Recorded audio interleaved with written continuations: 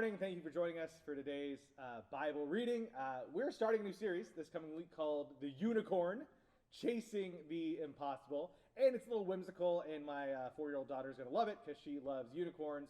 But really, it's about this idea of transformation that right beginning of the year, we're like, I'm going to transform my life. I'm going to be different. I'm going to change everything.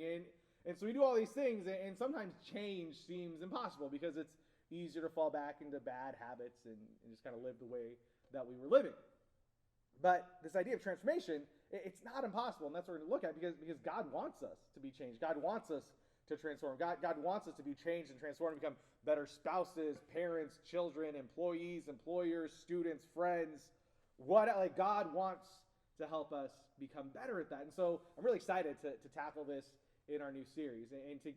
For today, our Bible reading comes from the book of Ezekiel, and we sort of see God's heart in this and wanting to help his people change. So let's take a look at Ezekiel chapter 36. For I will take you out of the nations, I will gather you from all the countries and bring you back into your own land. I will sprinkle clean water on you, and you will be clean. I will cleanse you from all your impurities and from all your idols. I will give you a new heart and put a new spirit in you. I will remove from you your heart of stone and give you a heart of flesh. I'll put my spirit in you and move you to follow my decrees and be careful to keep my laws. Then you will live in the land I gave your ancestors. You will be my people, and I will be your God. Now, at this point in their history, God's people, the Hebrew people, they'd been through the ringer. They'd been attacked on every side by all these different warring nations. Eventually, they were carried off into exile. And they're in a rough spot. And I probably for them, they thought this idea of getting to go back home. They'd been in exile for 70 years. It's the concept of going home, of being able to worship God again in their own country. That probably seemed like a unicorn. Just something that was impossibly attainable. And I'm sure as they looked at their history, they'd failed. They'd faced consequences for their actions. They felt far from God's presence.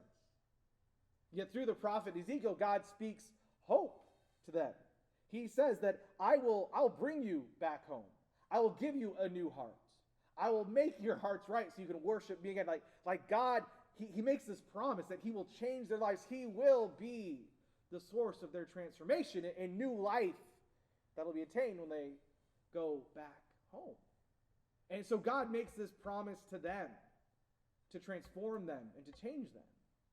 And God makes the same promise to us. The New Testament says that he who began to work in us is faithful to complete it. And so when we think about this idea of transformation, of becoming different, of becoming better, of being better at life for the sake of God in this world, when we think about that, it's not just us trying our hardest to be better, but it's the God of the universe who is all-powerful, wanting to come alongside us and help us to be transformed, helping us to be different. So even if we feel like we've made mistakes, even if we feel like we've faced consequences because of our actions, even if we feel distant from God, God is there, and he's promising us that the work he began in us, he will see through to completion. God is going to do his part. Then the onus is on us to do our part. Will we partner with God to see the work that he wants done accomplished in our lives? Will you take time to sit at God's feet? Will you read the Bible? Will you take a hike in the mountain and experience God through nature? Will you just listen to some worship music? What's your part that you can do in your own transformation?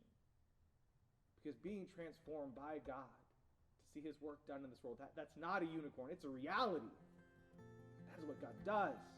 He's been doing it for thousands of years. He wants to continue to do it in our lives. Thank you so much for joining us today.